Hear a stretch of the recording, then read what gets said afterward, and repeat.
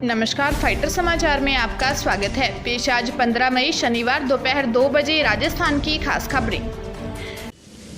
बड़ी खबरों से अपडेट रहने के लिए सब्सक्राइब करें फाइटर न्यूज को और प्रेस करें बेल आइकन को। राजस्थान के मुख्यमंत्री अशोक गहलोत ने प्रदेश की राजधानी में कोविड-19 रोगियों की संख्या में लगातार बढ़ोतरी पर गहरी चिंता जाहिर करते हुए अधिकारियों को निर्देश दिए हैं कि जयपुर में संक्रमण के प्रसार को रोकने के लिए विशेष योजना बनाएं। उन्होंने जयपुर में कोरोना वायरस से संक्रमण की स्थिति को नियंत्रित करने के लिए पूरे जिले में निषिद्ध क्षेत्र, अधिक जांच, संक्रमितों के संपर्क में आए लोगों की पहचान आदि व्यवस्थाओं को और सुदृढ़ करने के निर्देश दिए। गहलोत शुक्रवार रात कोविड-19 लॉकडाउन तथा संसाधनों की उपलब्धता सहित अन्य संबंधित विषयों पर उच्च स्तरीय समीक्षा कर रहे थे। मुख्यमंत्री ने कोविड-19 रोगियों में ब्लैक फंगस रोग के मामले सामने आने पर गहरी चिंता व्यक्त करते हुए इस रोग की रोकथाम के लिए उचित चिकित्सा प्रोटोकॉल तैयार करने तथा जिला अस्पताल एवं CHC स्तर तक चिकित्सकों के साथ इसकी जानकारी साझा करने के निर्देश दिए। उन्होंने कहा कि ब्लैक फंगस की शुरुआती दौर में ही पहचान कर मरीजों को इसके लिए उचित उपचार देना बहुत जरूरी है ताकि मरीजों में यह बीमारी गंभीर रूप से नहीं ले। उदयपुर जिले के खैरवाड़ा थाना क्षेत्र में एक युवक ने ससुराल में साड़ी का फंदा लगाकर आत्महत्या कर ली। सूचना पर पहुंची पुलिस ने शव को फंदे से उतरवाकर अस्पताल की मोर्चरी में रखवाया है। पुलिस ने बताया कि मृतक युवक की पहचान डूंगरपुर के पाल पादर निवासी रणजीत परमार के रूप में हुई है। पुलिस ने बताया कि घर से निकाले जाने के बाद परिवार के साथ रंजीत ससुराल में रह रहा था। पुलिस मामले की जाँच कर रही है।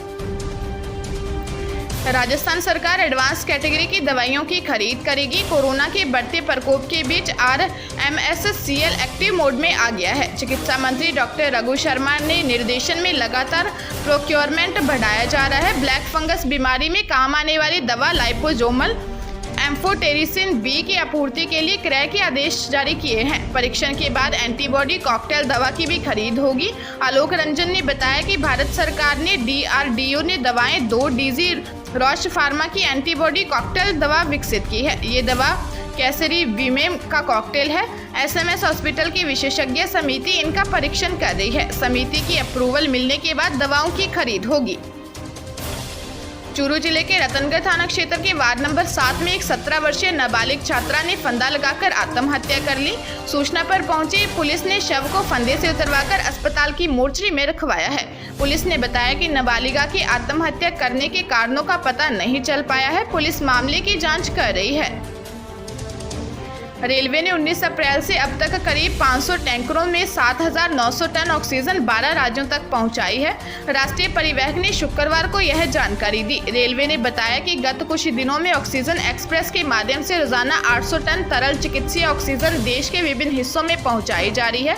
ऑक्सीजन एक्सप्रेस में LMO की आपूर्ति 19 अप्रैल को तब से शुरू की जब मुंबई में खाली टैंकर विजयवाड़ा 126 टन LMO भरने के लिए पहुंचाया गया। रेलवे ने एक बयान में कहा कि देश के विभिन्न हिस्सों में भारतीय रेलवे अपनी सेवा दे रहा है। वह पश्चिम में हापा और मुंद्रा से और पूर्व में राउरकेला, दुर्गापुर, टाटानगर, अंगुल से ऑक्सीजन लेकर उत्तराखंड, कर्नाटक, महाराष्ट्र, मध्य प्रदेश, आंध्र प्रदेश, तमिलनाडु, हरियाणा, तेलंगाना, पंजाब, केरल, दिल्ली और उत्तर प्रदेश जटिल परिचालन मार्ग योजना के साथ पहुंच रहा है।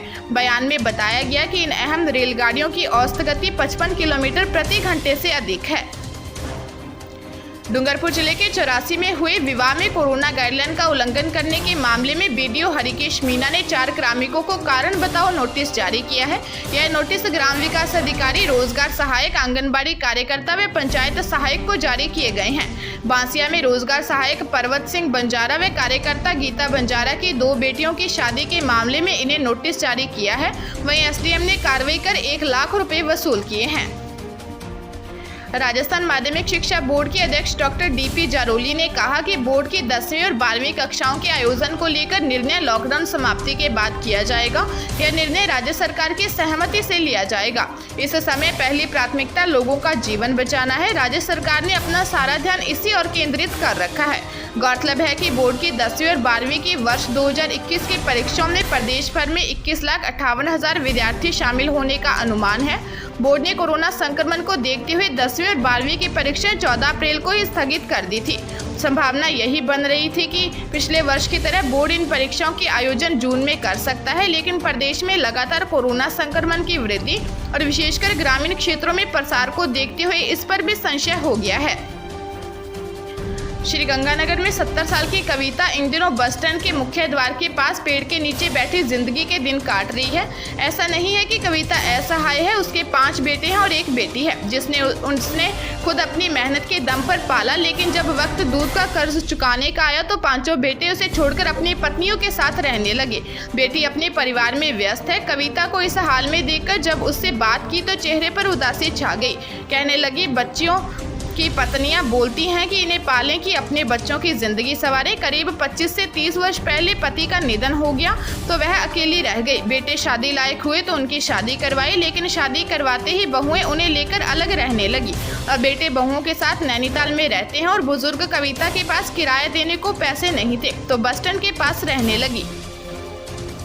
पाली जिले के सेंदड़ा थाने में गाली देने की बात पर कांस्टेबल ने हेड कांस्टेबल को पीट दिया। मामले की जानकारी मिलने पर सीओ जतारण सुरेश कुमार मौके पर पहुंचे तथा थाना अधिकारियों से मामले की जानकारी लेकर जांच शुरू की। जानकारी के अनुसार सेंदड़ा थाने में कार्यरत हेड कांस्टेबल प्रहलाद मीना व कांस्टेबल राजेश जाट मेस में खाना खा रहे थे। इस दौरान किसी बात को लेकर हेड कांस्टेबल मीना ने राजेश को गाली दे दी, जिससे दोनों में झगड़ा हो गया। कांस्टेबल राजेश ने गुस्से में आकर हेड कांस्टेबल से मारपीट कर ली, जिन्हें थाने का स्टाफ ने शांत करवाया। मामले की जांच सीओ जतारण कर रहे हैं। ताजा तरीन खबरों के लिए फाइटर न्यूज को सब्सक्राइब करें और बेल आइकन को प्रेस करें ताकि नई न्यूज अपडेट होते ही आपके फोन की घंटी बज जाए।